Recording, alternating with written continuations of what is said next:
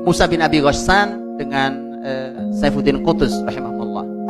Musa bin Abi Ghassan itu nanti saya minta antum coba baca. Ini orang yang terzolimi oleh sejarah, bukan sejarah yang menzolimi, kita yang menzolimi, Pak. Ini orang besar, mujahid hebat, tapi kita nyaris tidak pernah mengenal namanya. Musa bin Abi Ghassan. Musa bin Abi Ghassan itu hadir di hari-hari terakhir kejatuhan Granada. Saat itu semua sudah di pengkhianat 4, pemimpin tertinggi, 2 menteri, 1 ahli fikih. 4, Pak. 4 pengkhianat besar ini semua memimpin. Datang Musa bin Abi Ghassan. Saya bacakan kalimatnya Musa bin Abi Ghassan. Dia mengatakan, jangan serahkan Granada. Biarkan kami berjihad fisabilillah. Biarkan kami berperang fisabilillah. Jangan menipu diri kalian sendiri. Jangan menyangka kalau Nasoro akan memenuhi janji mereka. Karena Nasoro mengimimi janji, udah serahkan saja Granada, nanti kalian akan kami pertahankan, tidak kami ganggu masjid kalian. Musa mengatakan tidak, mereka tidak akan penuhi janji. Jangan bersandar pada besarnya kerajaan mereka.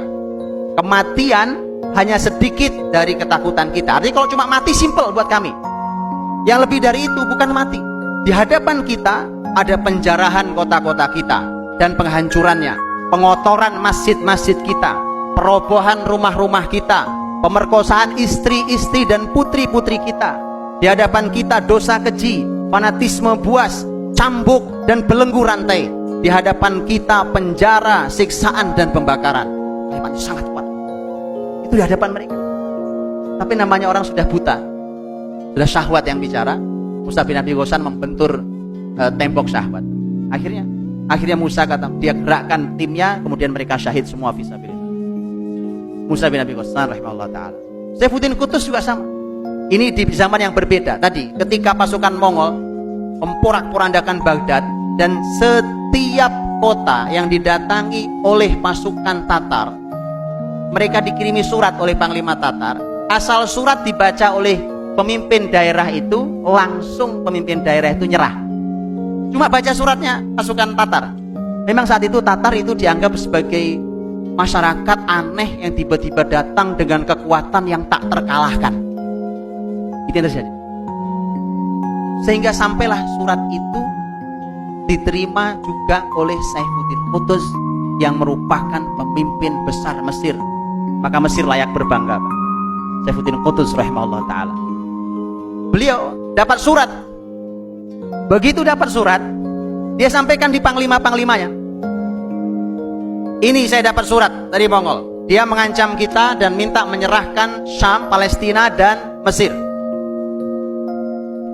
Panglima-panglimanya malah mengatakan, udah nyerah saja. Sama, Pak, sama. Mental jatuh kayak kita hari ini. Kita susah bangkit hari ini. Setiap disampaikan tentang sejarah Islam, orang bilang itu dulu, Pak. Di zaman kita beda, Pak. Keadaan berbeda, apanya yang beda? Matahari masih sama, bumi masih sama. Sunatullah berjalan, Quran sunnah masih ada. Kita seringkali berkata itu beda zamannya, beda keadaannya, tidak mungkin. Kita bangsa kalah. Untuk itulah kemudian itu yang harus dihadirkan. Nah, apa kalimat Saifuddin Qutus? Begitu panglima-panglimanya menyarankan untuk menyerah, ini kalimatnya. Saya langsung yang akan hadapi Tatar, wahai para pemimpin muslimin. Sekian lama kalian telah makan dari Baitul Mal, kan mereka digaji oleh negara. Sementara sekarang kalian benci perang. Saya pasti berangkat. Siapa yang memilih jihad akan bersama saya. Siapa yang tidak memilih itu, pulanglah ke rumah kalian. Sangat kuat kalian. Berangkat. Saifuddin Qutus, panglimanya pun akhirnya berangkat. Pemimpin mereka berangkat. Berangkat, mereka masuk menghadang pasukan Tatar. Ketika mereka masuk ke Palestina, terjadilah perang besar yang kita kenal, Ain Jalut. Dan disitulah semua dunia Islam tahu bahwa Tatar bukan pasukan yang tidak bisa dikalahkan. Hanya perlu seorang Saifuddin Qutus rahimahullah ta'ala.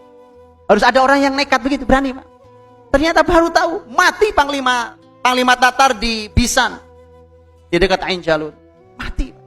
Kalah. Setelah itu baru dunia Islam tahu, oh ternyata mereka pasukan yang bisa dikalahkan. Hari ini kita semua serba nyerah, Pak.